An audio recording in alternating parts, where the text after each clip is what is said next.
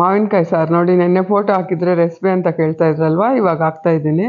ಇದು ತುಂಬಾ ರುಚಿಯಾಗಿರುತ್ತೆ. ನಾನು ರಾಜಮುಡಿ ರೈಸ್ನ ಸ್ವಲ್ಪ ಮುದ್ದೆ ಮುದ್ದೆಯಾಗಿ ಮಾಡಿಕೊಂಡು ಈ ಸಾರನ್ನ ಹಾಕ್ಕೊಂಡು ತಿಂತಾಯಿದ್ದೀನಿ. ಇದಕ್ಕೆ ಒಂದು ಬೌಲಿಟ್ಟು ನೀರಿಟ್ಟು ಉದ್ದದ ಮಾವಿನಕಾಯಿ ಅರ್ಧ ಹಾಕ್ತಾಯಿದ್ದೀನಿ. ಉಪ್ಪು ಅರಿಶಿನ ಸ್ವಲ್ಪ ಹಾಕ್ಬಿಟ್ಟು ಬೇಯಿಸ್ಕೊತಾ ಇದ್ದೀನಿ. ಇವಾಗ ಒಂದು ಬಾಣಲಿ ಇಟ್ಬಿಟ್ಟು ಎಣ್ಣೆ, ಸಾಸಿವೆ, ಸ್ವಲ್ಪ ಇಂಗು, ಜೀರಿಗೆ ಇಷ್ಟನ್ನ ಹಾಕ್ಬಿಟ್ಟು ಕರಿಬೇವು ಒಂದು ಕಡ್ಡಿ ಹಾಕ್ಕೊಂಡು ಫ್ರೈ ಮಾಡ್ಕೋಬೇಕು.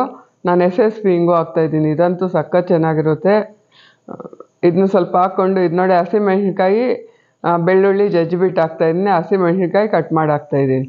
ಇವೆಲ್ಲ ಸ್ವಲ್ಪ ಫ್ರೈ ಆದಮೇಲೆ ನೋಡಿ, ಇವಾಗ ಮಾವಿನಕಾಯಿನ ಬೇಯಿಸಿಟ್ಕೊಂಡಿದ್ದೀವಲ್ವ, ಅದರಲ್ಲಿರೋ ನೀರು ಇದಕ್ಕೆ ಹಾಕ್ಬಿಟ್ಟು ಅವಳೆಲ್ಲ ಮಿಕ್ಸಿಗೆ ಹಾಕ್ಕೊಂಡು ರುಬ್ಕೊಂಡು ಬರ್ತೀನಿ. ಇದು ನುಣ್ಣಗೆ ರುಬ್ಬಿಟ್ಟು ಇದರಲ್ಲಿ ಹಾಕ್ಬಿಡಿ. ಮತ್ತು ಇನ್ನು ಸ್ವಲ್ಪ ನೀರು ಹಾಕ್ಕೊಳ್ಳಿ. ತುಂಬ ಗಟ್ಟಿ ಇದ್ದರೆ ಗೊಜ್ಜು ಥರ ಅನಿಸುತ್ತೆ, ಅದು ಚೆನ್ನಾಗಿರುತ್ತೆ. ನಾವು ಸಾರು ಅಂತ ಇದ್ದೀವಲ್ವ, ಅದಕ್ಕೋಸ್ಕರ ಇನ್ನು ಸ್ವಲ್ಪ ನೀರು ಹಾಕ್ಕೊಂಡ್ರೆ ಸರಿ. ಇದಕ್ಕೆ ಇನ್ನು ಸ್ವಲ್ಪ ಉಪ್ಪೇನಾದ್ರು ಇಡಿಸಿದ್ರೆ ಹಾಕ್ಕೊಂಡು, ಬೆಲ್ಲ ಸ್ವಲ್ಪ, ಸಾರು ಅಂದಮೇಲೆ ಬೆಲ್ಲ ಹಾಕಲೇಬೇಕು. ಇದು ಕಾಳು ಮೆಣಸು ಕುಟ್ಬಿಟ್ಟು ಹಾಕ್ತಾಯಿದ್ದೀನಿ. ಇವಾಗ ನೋಡಿ, ಇದು ಬೆಂಡೆಕಾಯಿ ಫ್ರೈ ಮಾಡಿದ್ದೀನಿ ಉದ್ದುದ್ದಕ್ಕೆ ಹಚ್ಬಿಟ್ಟು. ಸ್ವಲ್ಪ ಮುದ್ದೆ ಮುದ್ದೆಯಾಗಿ ರಾಜಮುಡಿ ಅನ್ನ ಮಾಡ್ಕೊಂಡಿದ್ದೀನಿ.